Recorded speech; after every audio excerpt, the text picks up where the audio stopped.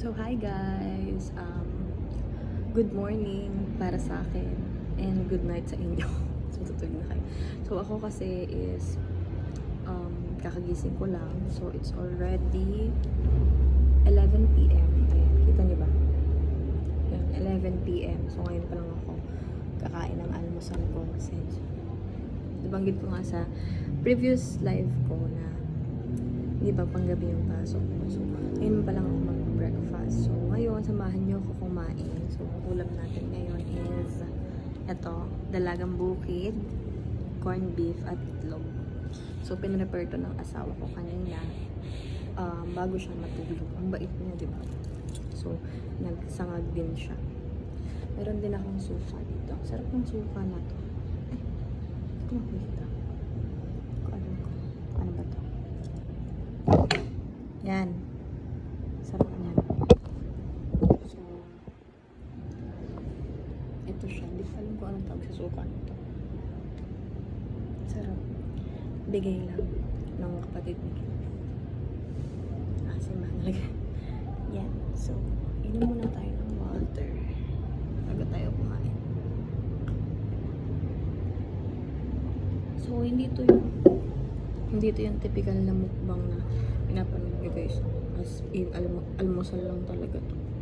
So, normal na kain lang tayo. Yup.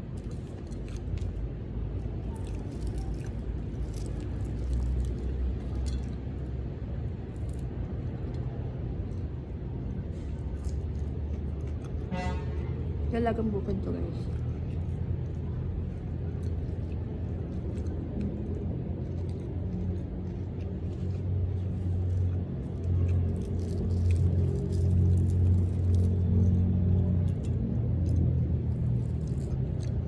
Medyo matinik pala ang dalagang bukod, no?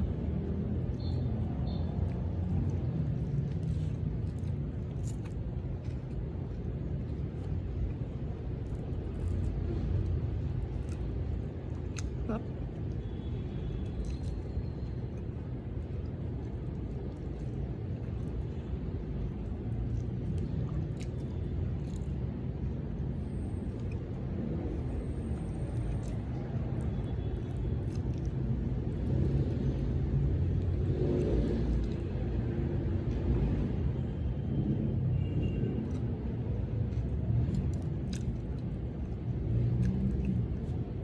Sayang, di ko na na-videoan yung kumakain ako ng tortang sardinas. Ang sarap nun.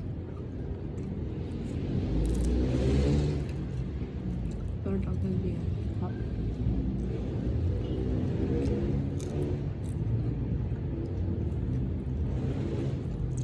Masama.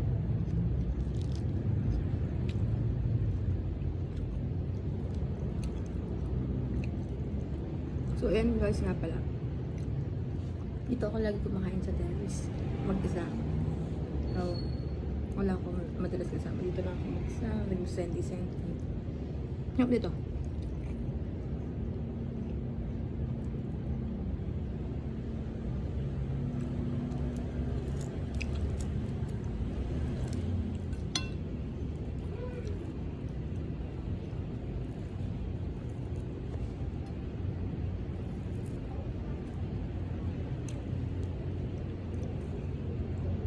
Sarap ng suka.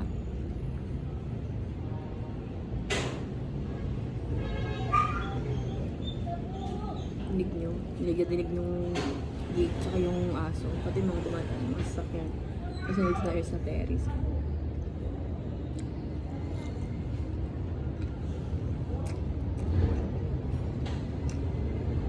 Naku.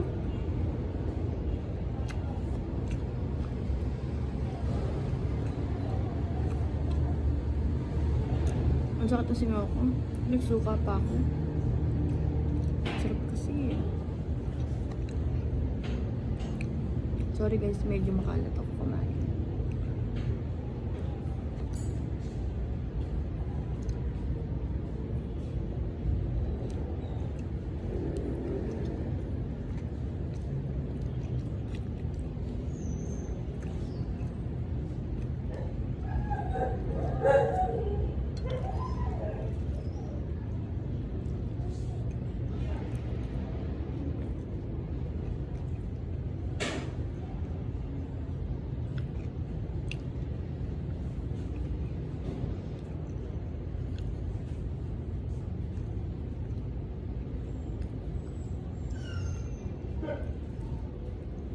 tagal talaga ako kumain guys, sorry. Natanggal ko kasi yung mga tawag dito, ang tinik. Ako kasi yung tipo ng tao na mabilis matinik. Kahit sa tuyo, natitinig ako. Ewan ko kung bakit. Kaya talagang inaano ko kapag isda yung kinakain. Pag natinig pa naman ako, hindi siya talaga mabilis matanggal. Kaya, ganito ako kumain. No.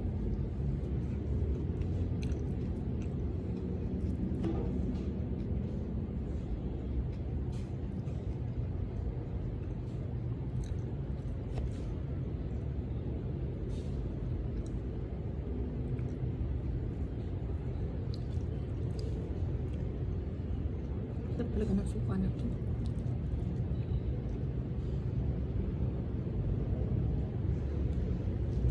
Salag na tayo.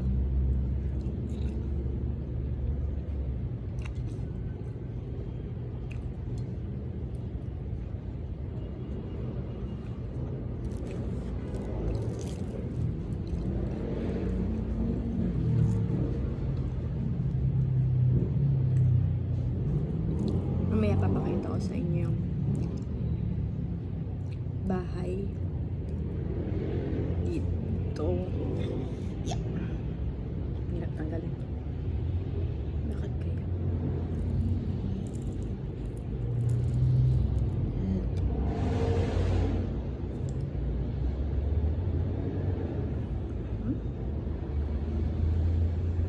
May tanggalin?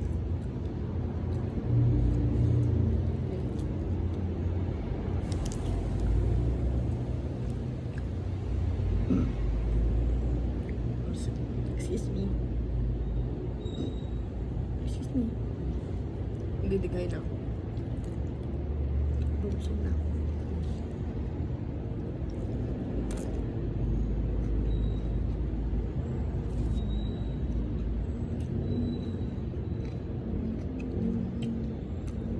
Ang dami ko rin kasing kinumang kanin na. 4 na handok din yun.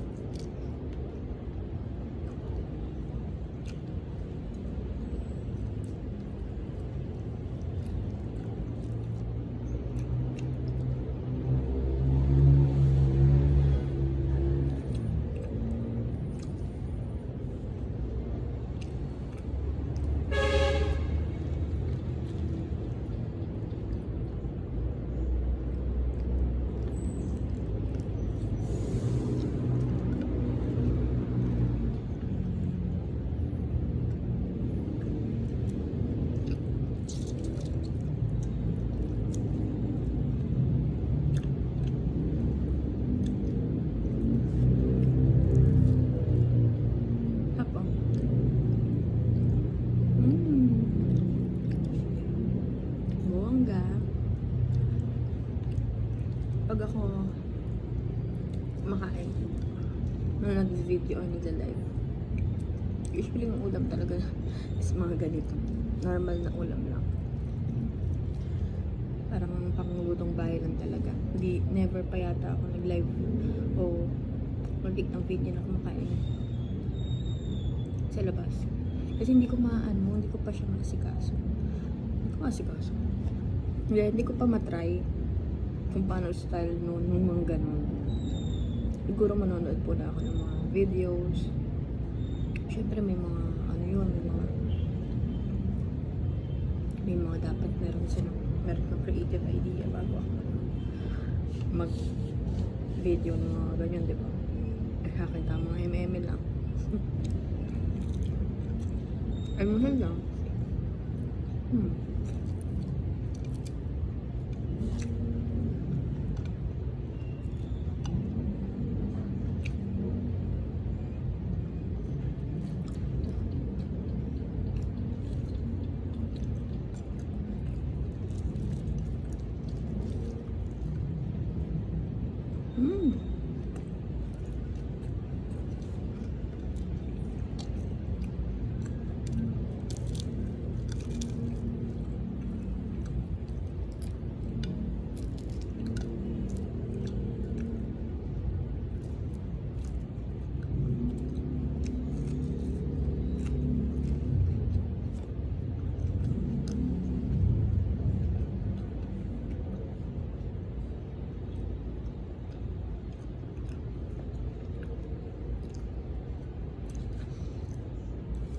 kapag ba talaga pang gabi ka, yung pasok mo, or yung gising mo, yung hindi ka talaga ba nakakaramdam ng gutom sa umaga?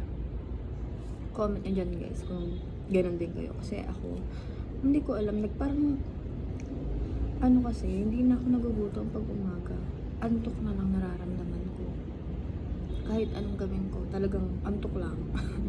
Pero pag dalang araw, yun yan, saka ako nagugutom. Baliktad. Hindi ko alam kung normal lang sa mga panggabi o sa akin.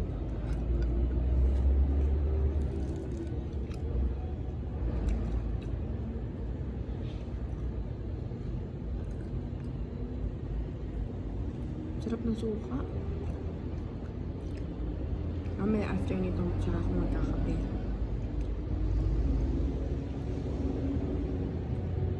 Sarap.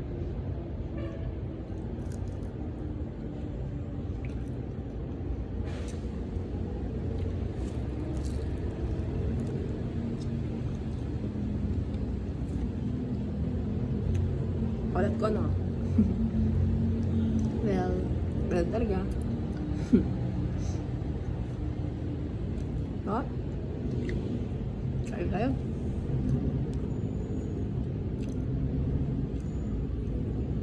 Dati nahihiya ako mag-video. Nahihiya ako mag-video nang kumakain. Pero ngayon hindi. Na liberated. Hindi ko alam kung ano. May confident na ako.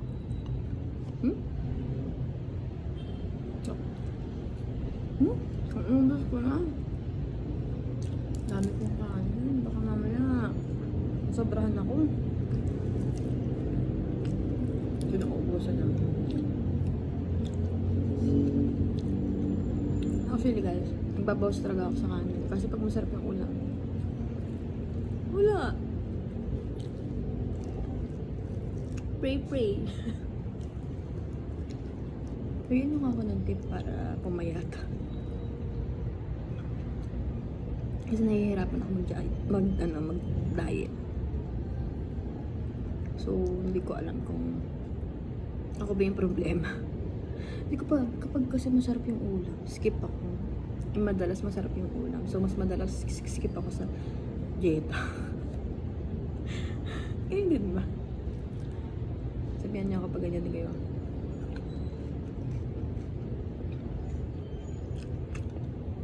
Pag masarap ang ulam, skip ang diet. Cheat day.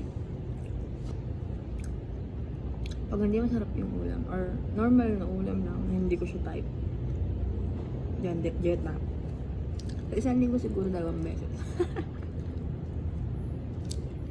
Pero kasi normal naman. Kasi daw na mag-gain weight kapag nag-edad na. Kung habang nag-edad ka kasi parang mas bumabagal yung metabolism mo. Correct me if I'm wrong. English. Ginugol ko yan.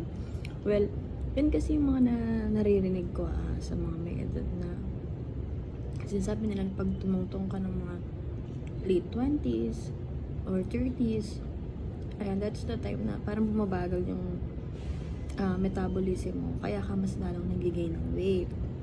Kaya nga, di ba, parang mas dapat kapag mga ganyan age, mga late 20s, dapat, na tayo, naghihinay-hinay. Kasi kung hindi, tayo din mahihirapan. Totoo yan, guys. Nasa ulo, kinakain ko lang. Yung ganito, ito, hindi ko kinakain. Kasi, titinik din ako. Ayun, ito lang. Ito ko pa. Kasi pag kinain ko siyang buo, matitinig ako. Ako.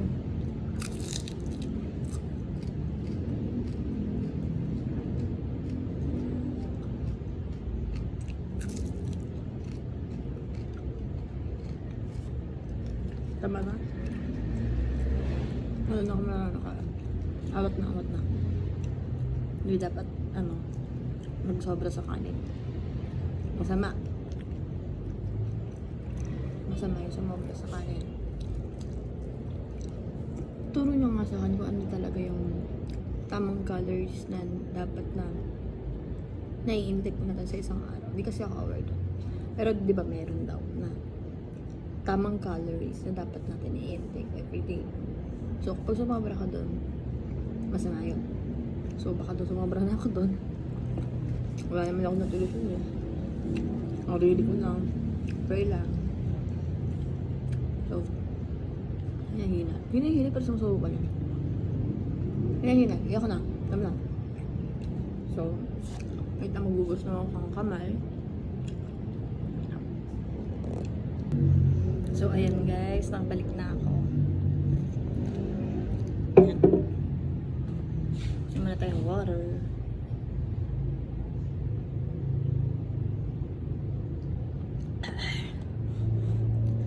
So guys, alam nyo, isa sa problema ko, yung pag-inom ng tubig. Kasi nahihirapan ako uminom ng tubig. Kasi, ewan ko, nahihirapan ako uminom ng tubig. Hindi ako mahilig sa tubig. Which is dapat, or kailangan natin ng water. Hindi akong gagayahin. Pero pinapractice ko na. Kasi guys, may anak ako. So si Astrid, yung baby na pinapost ko. Excuse me. So, isa rin kasi siya. Tamad din uminom ng water. So ginagawa ko, sinasabayan ko siya. Kailangan ko ipakita na umiinom ako ng tubig. Para sipagin din siya uminom ng water. Kasi ganun din siya. Parehas ko siya. Parang tamad siya uminom ng water. Pero masama yun na. Guys, sanayin yung mga anak niya na umiinom ng tubig. Kasi sila din yung kawawa. Promise. Tayo din yung kawawa tsaka yung sila. Kasi, pag di sila nasanay, syempre, mahihirapan sila mag-poop, diba? Ayan, may Yakult pala tayo dito. Ayan. After natin kumain, naman ako ng tubig.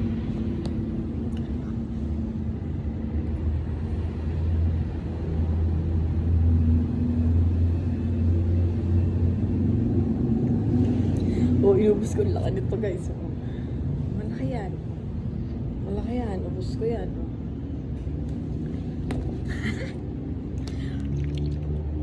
Tapos, ito. After natin uminom ito, ibot ko kayo dito sa terrace. Hindi pa malinis yung terrace, pero huwag nyo naman kami i-bash. Buksan natin. Hirap naman buksan ito.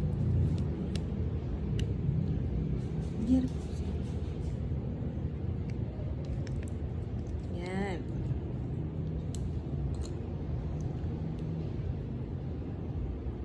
Tama ba yung ginawa ko?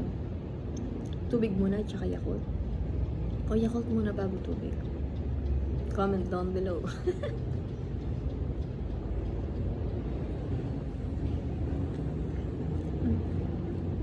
Okay na. Okay na to. So, ayan guys. So, nakainom na tayo ng water. Tsaka, kakain na rin tayo. So, mamaya magkakapi ako. Pero, I'm not sure kung makakapag-video pa ako niyan. Pero sige, yung pangako ko sa inyo, ilibot ko kayo dito sa terrace lang, sa 3rd floor. Kasi, tulog na sila. Lahat sila dun sa baba. Tulog na. Yung anak ko, nasa kwarto na. And yung biyanan ko din. Tapos mga kanya-kanya na nila kwarto. Kapatid ni Kanan. So, ayan. Grabe yung buhok ko, no? Nalalagas yung buhok ko dito. Bakit kayo? Stress? So, ayan guys.